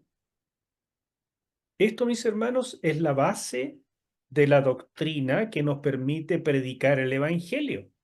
Porque si las personas no tuvieran esta libertad, nunca podrían aceptar el Evangelio. Aún así, la Escritura nos dice que el Espíritu Santo actúa para quitar el velo que hay en las personas que les impide ver lo que necesitan. Sí, es cierto. Pero este texto nos dice con el primer hijo de pecador, y es simiente de la serpiente, que tú puedes dominarlo. Tú puedes dominar suficiente el mal para escoger el bien. Cuando escoges el bien, el Espíritu Santo te domina. Cuando escoges el mal, el pecado salta sobre ti y el mal te domina. Y cuando el mal te ha dominado muchas veces, ya estás cegado con este velo y ya prácticamente no puedes escoger el bien. ¿Me explico? Así funciona la doctrina del pecado. Esto es la primera enseñanza sobre el pecado y es muy importante entenderla. ¿Preguntas? Sigo un poquitito, a ver si, cómo va esto. ¿Qué más dice acá? No veo. Lamentablemente, la decisión de Caín fue permanecer en su enojo, o sea, él escogió mal y dejar que el pecado lo dominara. En otras palabras, decidió pasar de la emoción a la acción, en lugar de aceptar la represión del Señor y buscar su perdón y su guía. Por tanto, descargó su ira sobre su hermano, porque no podía hacerlo contra Dios mismo. Descontento con la elección divina, enojado por lo que consideraba una injusticia, tramó el asesinato de su hermano y lo llevó a cabo cuando estaban solos en el campo donde nadie pudiera intervenir. En la ley mosaica, posteriormente, el hecho de que un crimen se perpetrara en el campo donde no había posibilidad de ayuda era prueba suficiente de la premeditación del criminal. Ahí tienen un pasaje donde esa ley se establece. Así que el hecho de que lo llevara al campo no es un dato menor en el pasaje, sino habla de premeditación. El tipo de verdad le agarró mal al hermano. Siempre se habla de que le dio un piedrazo en la cabeza, pero el texto tampoco lo dice. Eso son invenciones, ¿se fija? Pero son la manera en que rellenamos. A lo mejor lo ahorcó, a lo mejor le dio un palo en la cabeza, lo que sea. Pero lo mató. Eso es lo que hizo al final. Y fíjense que es tan importante y paradigmática la vida de Caín y su carácter que Judas, uno de los últimos libros de la Biblia, nos habla del camino de Caín en Judas 1:11. En la siguiente tabla resumimos sus características principales. Religiosamente es un hipócrita, porque participa haciendo sacrificios, pero se deja dominar por su enojo, o sea, no hay llenura del Espíritu Santo, no hay sumisión ante Dios. Cuando Dios lo reprende, no está de acuerdo, se planta como un rebelde. Es entonces la rebelión, hermanos míos, que la Biblia llama que es igual a pecado de adivinación. Es un tipo que participa, que tiene pinta de creyente, pero no lo es. Y los frutos lo manifiestan. Segunda característica, prefiere dejar que el mal lo domine, o sea, toma su decisión y la toma hacia el lado que no corresponde. 3, es capaz de llegar al homicidio premeditado, o sea, es una persona que puede aparentar, pero tiene características ya muy malvadas y digamos claramente que Jesús indicó que las características principales del diablo son la mentira y el homicidio. Miente, otra característica diabólica, y niega su responsabilidad hacia su hermano, otra cosa que ningún israelita pasaría por alto porque el Señor les enseñó que tenían responsabilidad para con su hermano, el copactado. Hay responsabilidad, en la iglesia tenemos responsabilidad. Si ustedes llegan a creer que son ustedes y Jesús y los demás son un adorno en la iglesia, no han entendido lo que es el cuerpo de Cristo. Nosotros tenemos responsabilidad hacia nuestro hermano. 5, no acepta la justicia en el castigo, reniega de las decisiones de Dios, eso lo veremos más adelante, y en lugar de arrepentirse y tratar de regresar al Señor, decide hacer su vida como errante. Así que todas esas características que aquí aparecen con claridad, Judas las resume como el camino de Caín y dice que hay muchas personas que toman ese camino. De hecho, es la humanidad sin Dios. Otra cosa de este pasaje que es genial es que nos presenta por primera vez lo que yo les mencioné, el tema de las dos simientes. Caín actuó como su padre, el diablo, mentiroso, rencoroso, homicida. ¿Cómo es que Caín llegó a ser simiente satánica? Cuando vemos la actuación de Caín, todos diríamos que es simiente satánica, simiente de la serpiente. Pero la pregunta que tenemos que poder responder es cómo llegó a hacer eso. Algunos autores piensan que Caín, igual que su hermano Abel, nacieron siendo simiente de la mujer, pero a través de esta decisión homicida, Caín se convirtió en simiente de la serpiente. ¿Escucharon eso? Sí. Todos nacen como simiente de la mujer, pero llegan a ser simiente de la serpiente cuando toman la decisión de ir hacia el lado malo, como diría Star Wars, ¿no es cierto? Hacia el lado oscuro. Pero desde mi perspectiva, este texto nos muestra todo lo contrario. Es el inicio de una enseñanza que se desarrolla a través de toda la escritura. Y es que todo ser humano nace como simiente satánica, porque Satanás ganó ese derecho a tener descendencia tras destronar a Adán en el huerto. De lo contrario, que Dios le dijera que iba a tener descendencia no tendría sentido. Los seres humanos son su descendencia. Para llegar a ser simiente de la mujer, como Abel, es necesario ejercer fe en los preceptos divinos para ser redimido. Esa redención asumida por fe y de manera voluntaria en algún momento de la vida produce la transformación necesaria, la cual se manifiesta posteriormente en actitudes de fe, o sea, el fruto de obediencia y adoración como las de Abel.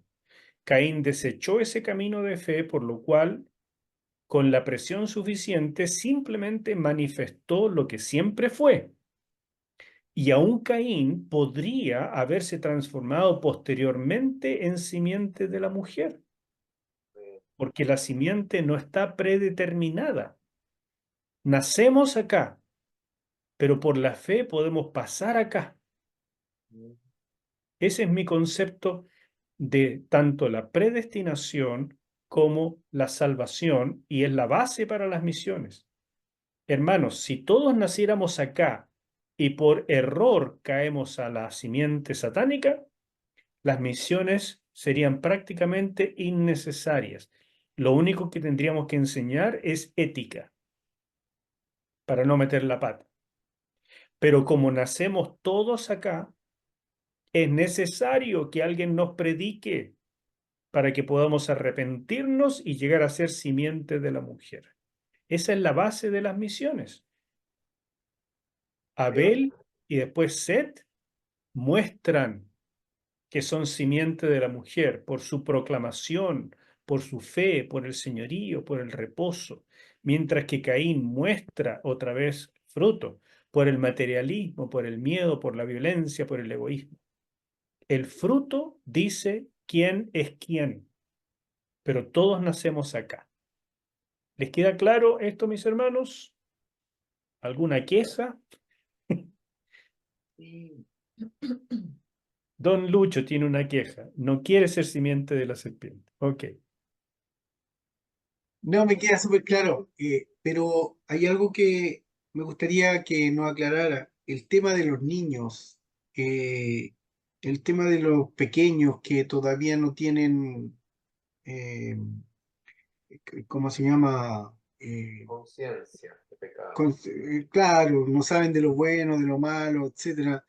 Ellos igual estarían en esta simiente satánica, pero si, si muere un niño, tendría que, yo tengo entendido que se va al cielo, pero si está en la simiente satánica, ahí me gustaría que nos pudiera explicar un poquito más acerca de eso, por favor. Claro, Lucho. Hay alguien que se está acoplando a algo, ¿eh? Tal vez Ceci, no sé, tú, No, no no creo. sé, pero bueno, alguien que revise, por favor, que se le está acoplando. Si tiene un celular y el computador prendido al mismo tiempo, ahí se le está acoplando. Lucho, lo que tú preguntas es una pregunta muy recurrente y en la teología se ha inventado una solución, porque lamentablemente la Biblia no lo dice con claridad, solo dice que Dios ama a los niños, que dice dejen a los niños venir a mí porque los niños vienen a Él casi de manera espontánea. Dice, ay de los que hacen tropezar a estos mis pequeños, etcétera, etcétera. Entonces, uno saca conclusiones y esas conclusiones que se han llevado a cabo en teología es que los niños, hasta entrar en esta conciencia de pecado, están en una especie de estado de inocencia. No significa que no sean simiente de la serpiente, pero que mientras están en este estado de inocencia, no se les inculpa de pecado como a uno que sí tiene ya conciencia. Cuando termina esta etapa de inconsciencia, la verdad es que es muy temprano. Yo diría que entre los 3 y los 4 años, y no mucho más que eso. Entonces, esa es la razón por la cual los protestantes hablamos de presentar a los niños y que los niños sean protegidos por la oración de las congregaciones hasta que tomen conciencia de pecado y se les predique el Evangelio lo más temprano posible, aunque sus recepciones de Jesús sean todavía con poca información y así a tientas, pero no importa, ya es una preparación y un día lo harán con plena conciencia, pero que ya vayan entregando de a poquito sus vidas al Señor.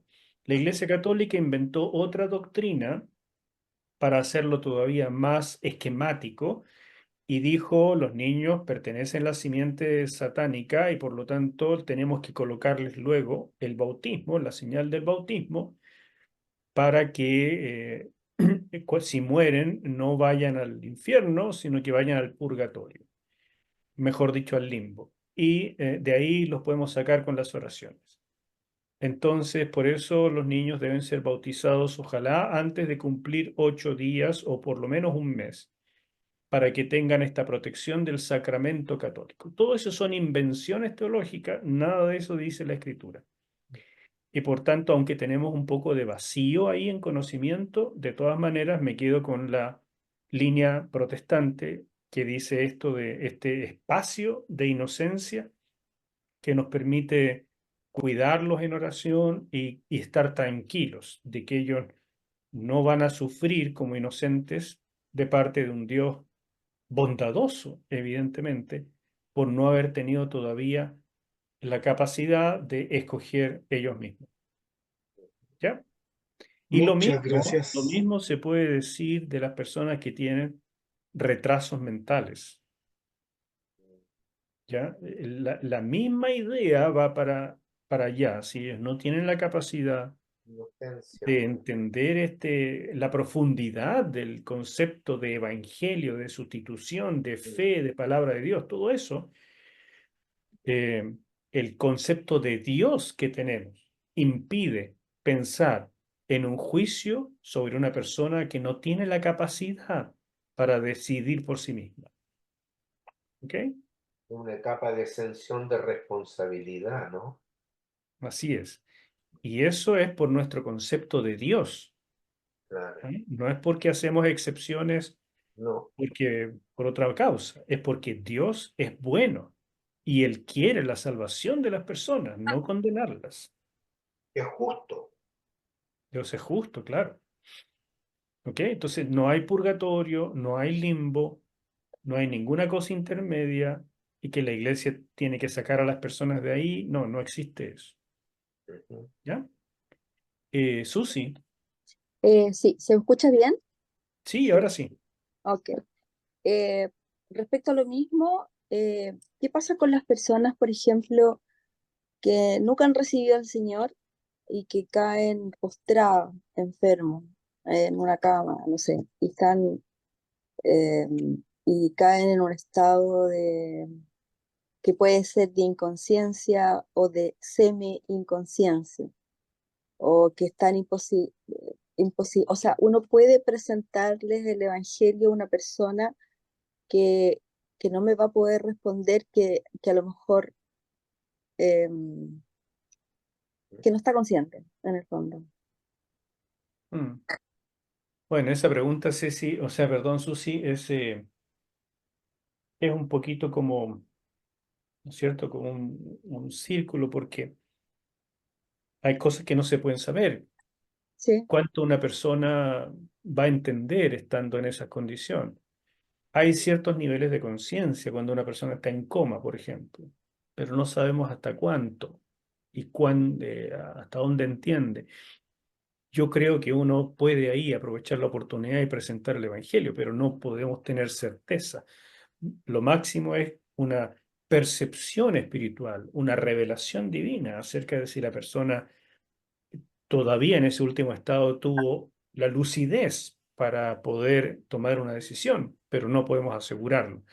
Lo que sí podemos asegurar es que tuvo toda una vida mm, donde sí tuvo la oportunidad y tuvo la conciencia, las facultades mentales para entenderlo y decidir. Por lo tanto, es responsable.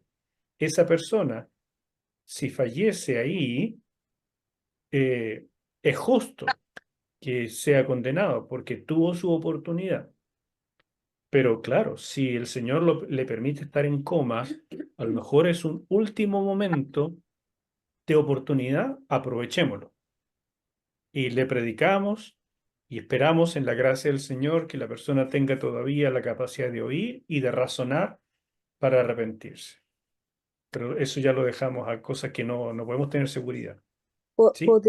Podríamos, por ejemplo, orar en el espíritu al espíritu de la persona, por Sí, ejemplo, podemos hacer muchas sería cosas, la pero forma. lo que no puedes hacer es arrepentirte representativamente. de- Eso no se puede hacer. ok, Eso solo se puede hacer con pecados nacionales, con pecados de otra naturaleza que veremos precisamente mañana en el curso del Derribando. Pero para salvación, el arrepentimiento tiene que ser personal, no lo puede hacer otro por ti. ok. Y lo otro que quería comentar, que me quedó dando vuelta la pregunta que hizo no me acuerdo quién fue, pero respecto al derramamiento de sangre La en el, Maritza. la María. Eh, que quizá, o sea, yo no tengo dudas ni me sorprende eso, pero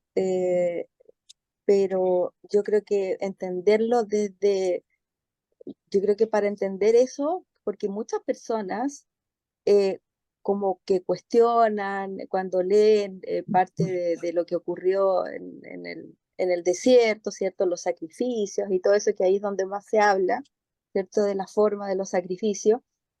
Y entendiendo que esto parte en Génesis con el primer derramamiento, pero entendiendo por qué ocurrió ese primer derramamiento, que no fue una voluntad de Dios, o porque Dios quiso que se derramara sangre, sino que fue por la porfía del hombre, o en este caso Adán y Eva, que el Señor tuvo que recurrir a ese plan para protegerlo. Entonces, quizás entendiendo bien ese concepto del primer derramamiento, la razón por la cual ocurrió, uno puede entender todo lo que vino después y lo que tuvo que ocurrir después hasta el derramamiento mayor y único que es el de Jesucristo. Sí, por Eso, supuesto.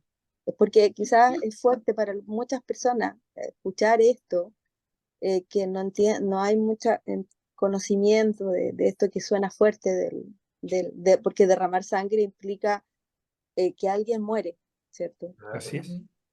Así que eso, entenderlo desde ahí para adelante, no desde quizás el caso de Caín y Abel, sino que desde el pecado de Adán y Así Eva. mismo, Susi. Sí, gracias por tu comentario. Seguramente los animalistas aquí pondrían el grito en el cielo y nos dirían que Sí. nosotros somos antinaturaleza, antianimales o cualquier cosa así. Ujú. Y no se trata de eso. Pablo lo explica en Romanos diciendo que el castigo del pecado es la muerte.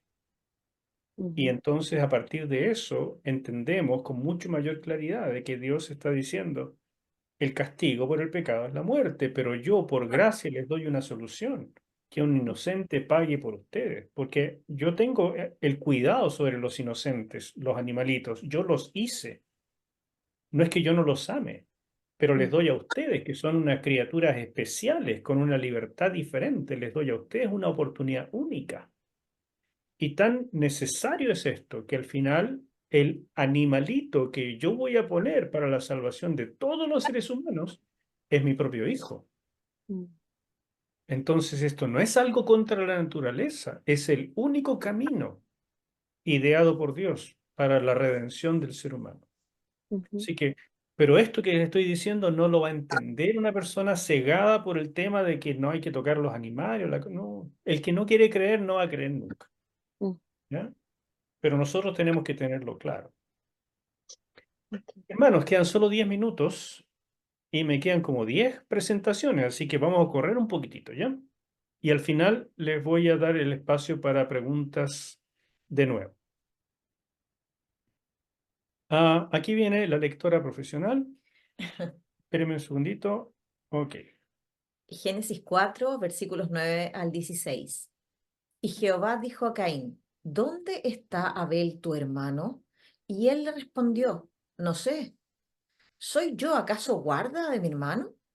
Y él le dijo, ¿qué has hecho? La voz de la sangre de tu hermano clama a mí desde la tierra. Ahora pues, maldito seas tú de la tierra que abrió su boca para recibir de tu mano la sangre de tu hermano. Cuando labres la tierra, no te volverá a dar su fuerza. Errante y extranjero serás en la tierra. Y dijo Caín a Jehová, grande es mi castigo para ser soportado. He aquí me echas hoy de la tierra y de tu presencia me esconderé y seré errante y extranjero en la tierra. Y sucederá que cualquiera que me hallare me matará. Y le respondió Jehová, ciertamente cualquiera que matare a Caín, 7 veces será castigado. Entonces Jehová puso señal en Caín para que no lo matase cualquiera que le hallara.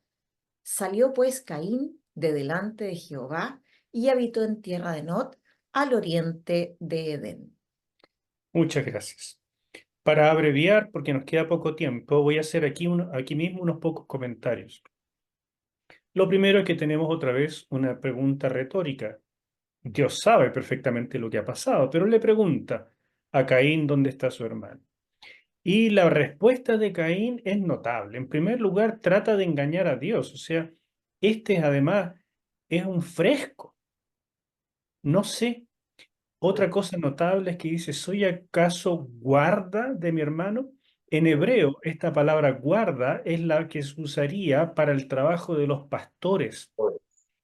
Y eso es muy notable porque es un juego de palabras, otra vez. ¿Soy acaso yo pastor del pastor? Acuérdense que Abel era pastor de ovejas.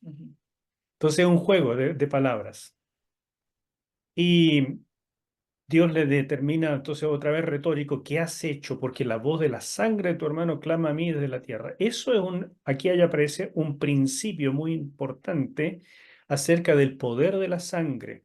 Un principio que después se explota en la sangre derramada de nuestro Señor Jesús, que sirve para no solamente la salvación, sino también para el tema de la guerra espiritual.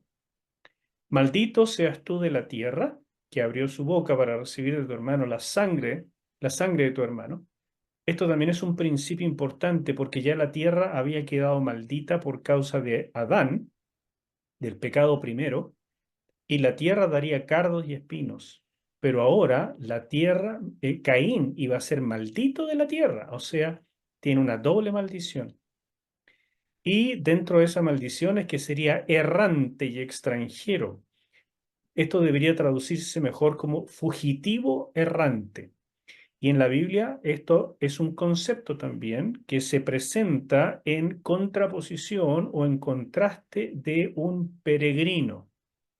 Caín representa a los errantes, los que no tienen futuro, los que no tienen perspectiva ni propósito en la vida.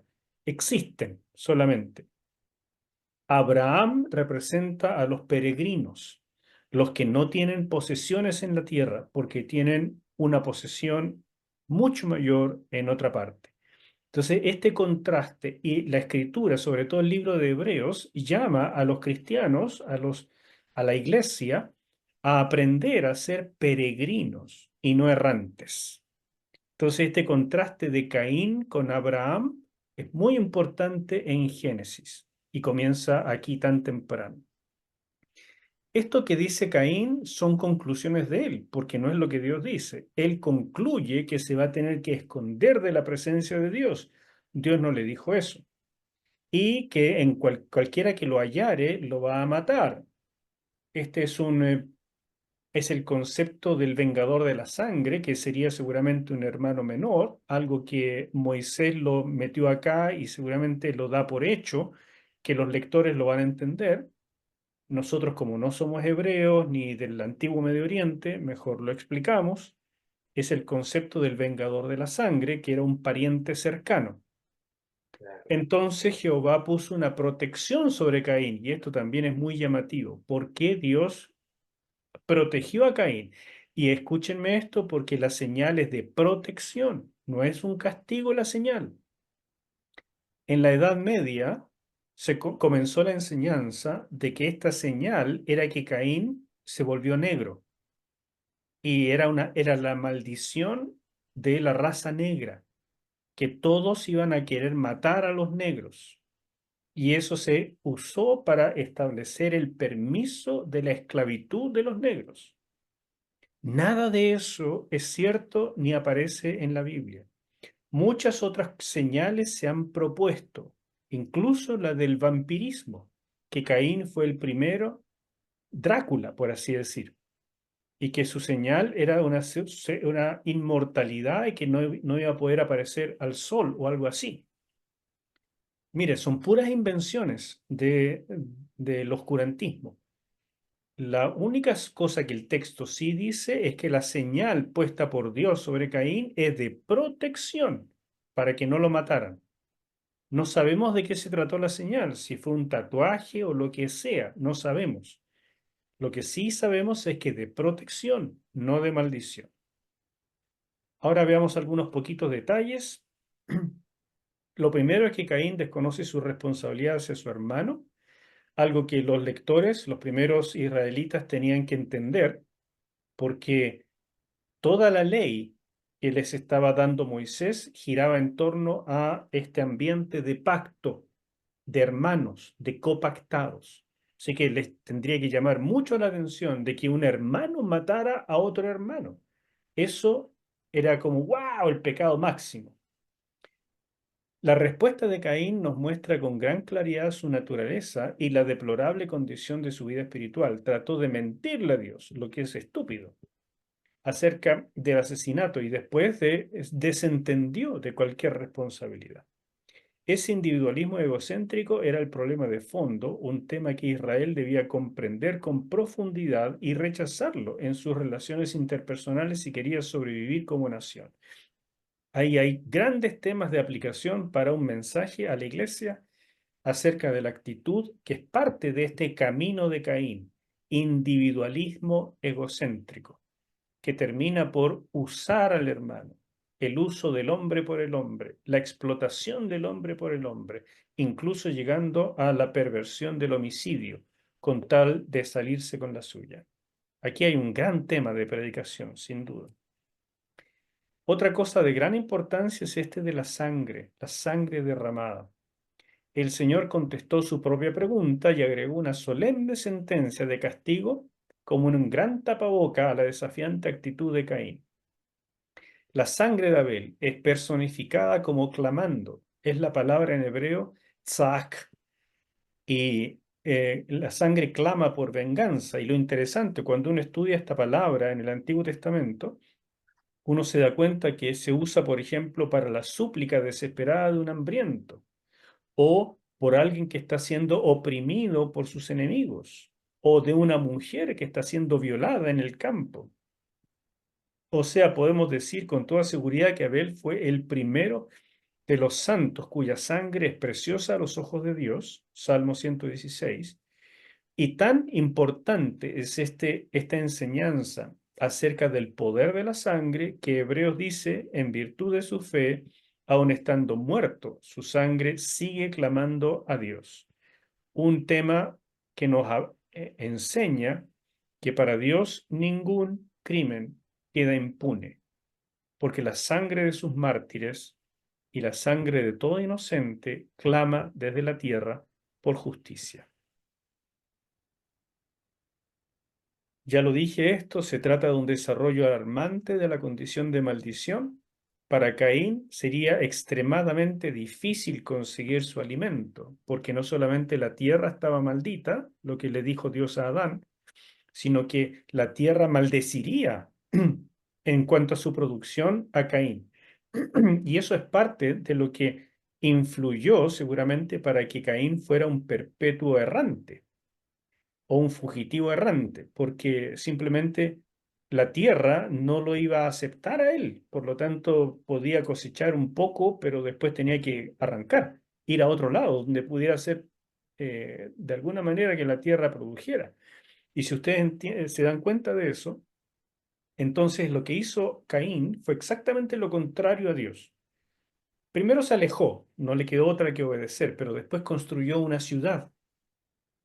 Pero esa ciudad requiere expandirse para abarcar cada vez más tierra, porque la tierra se le resiste.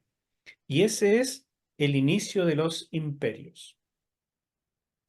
Cada vez tratando de abarcar más y más territorio para explotar la tierra, porque la tierra se le resiste. En el antiguo Medio Oriente, el asesinato de alguien debía ser vengado por el pariente varón más cercano. Pero cuando las lealtades familiares entraban en conflicto, como acá, los dos eran hermanos, los padres no querían matar a Caín, los hermanos, qué sé yo, entonces la expulsión era un castigo alternativo.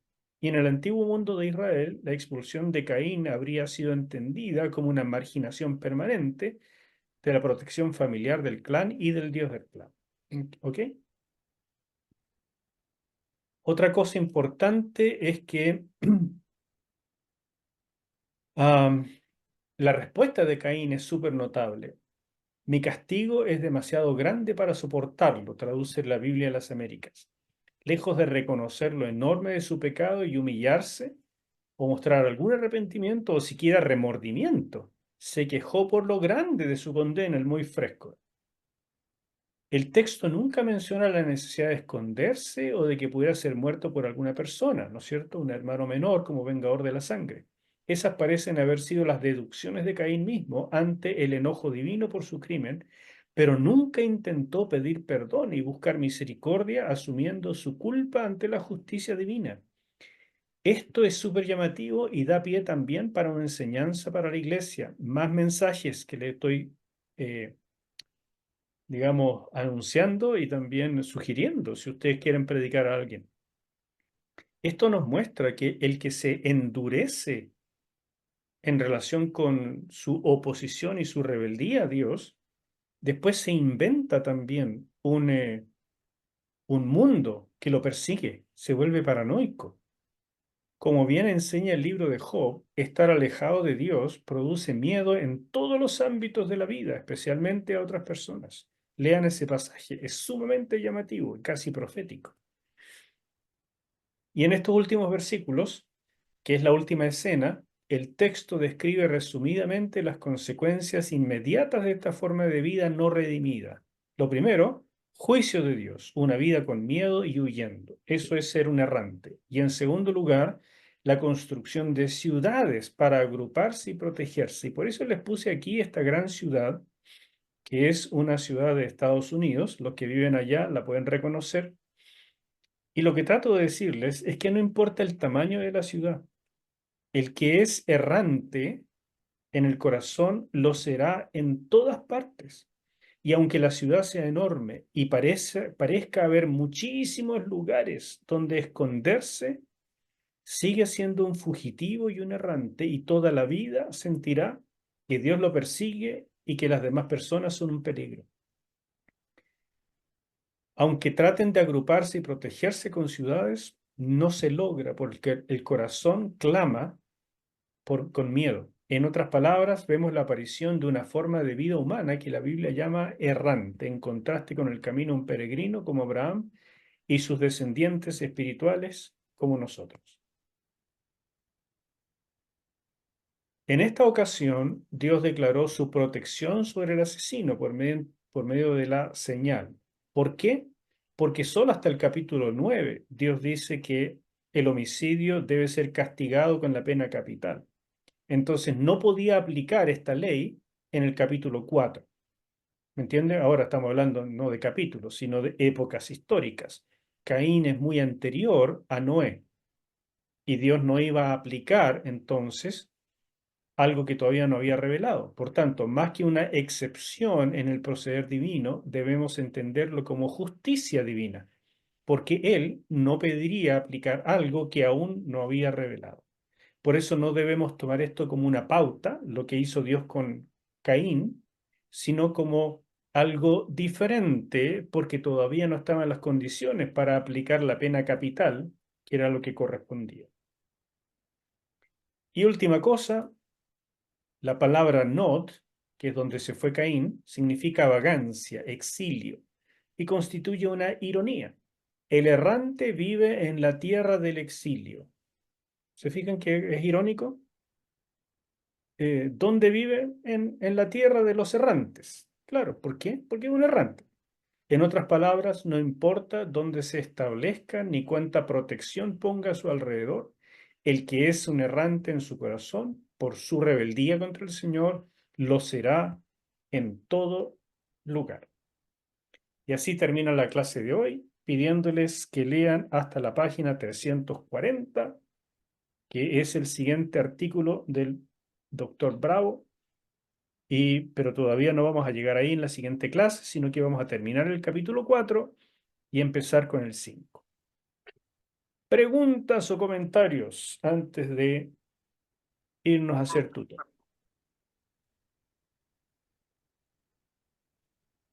A mí me quedó dando vuelta el tema del castigo a Caín.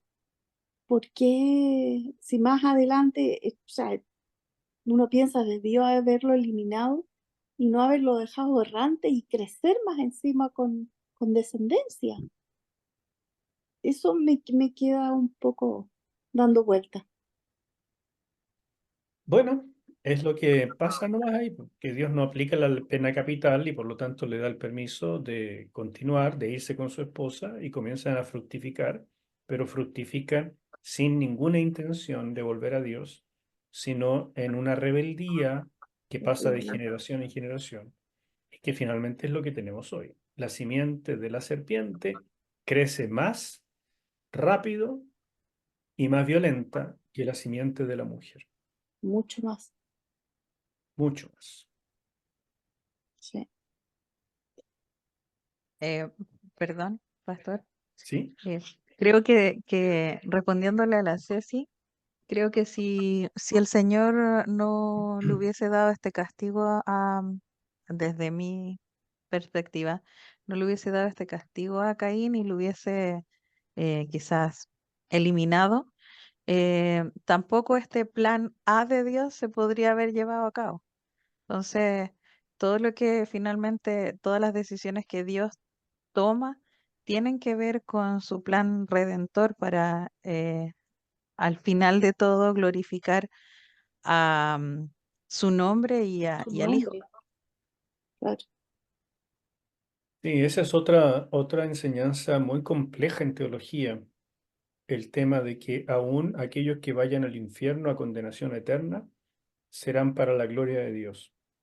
Esa es una doctrina realmente difícil de entender y de aceptar, cuando dice todo va a ser para la gloria de Dios, porque aún aquellos que se pierden y se condenan eternamente proclamarán, y los justos proclamarán, Dios ha sido justo, ha prometido y ha cumplido. Aunque nos duela y presenciemos que se vayan al infierno personas que amamos en esta tierra? Dios es justo y todo eso será para su gloria. Como les dije, una enseñanza muy difícil de entender. No partan con eso cuando evangelicen a alguien. Por eso yo siempre digo, el comienzo de la sabiduría es el temor a Dios.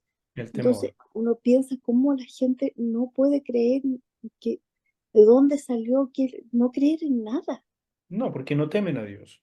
Y la palabra que dice ahí en Proverbios de temor es temor. No es la palabra respeto. Se ha tratado de traducir como respeto reverente, pero no, es la palabra temor. Porque lo primero que tiene que tener el ser humano es el conocimiento de que nosotros somos chicos y Él es grande. Absolutamente. Que Él manda y nosotros obedecemos. Que Él todo lo puede y nosotros proponemos, nada más. Y la primera actitud del ser humano ante Dios es sumisión. Después viene la fe. Pero esa actitud no la tiene el ser humano. Se cree Dios y ahí la embarra completamente.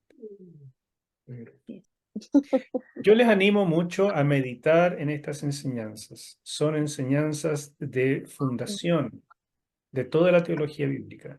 Son enseñanzas que a lo mejor las han escuchado de paso, de refilón, en otros pasajes de la Biblia, pero aquí es donde empiezan.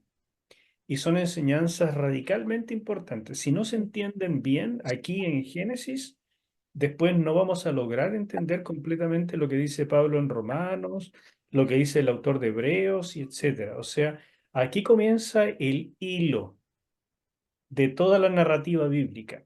Y por eso les animo mucho a que repasen lo que dice el libro más de una vez, que vean estos videos, que lean con atención, porque les va a servir para el resto de su vida cristiana. Ánimo. Génesis 1 al 11 es la fundación de toda la escritura. Eso por mi parte, no quiero retenerles más. Dios les bendiga mucho. Vayan a comer o si no, a hacer tuto de una vez y que pasen buena noche y nos vemos, Dios mediante, la próxima semana. Dios le bendiga. Dios le bendiga a los dos. Chao. Gracias. Chao. Chao. Chao. Chao. Una Gracias. pregunta antes de que se vayan.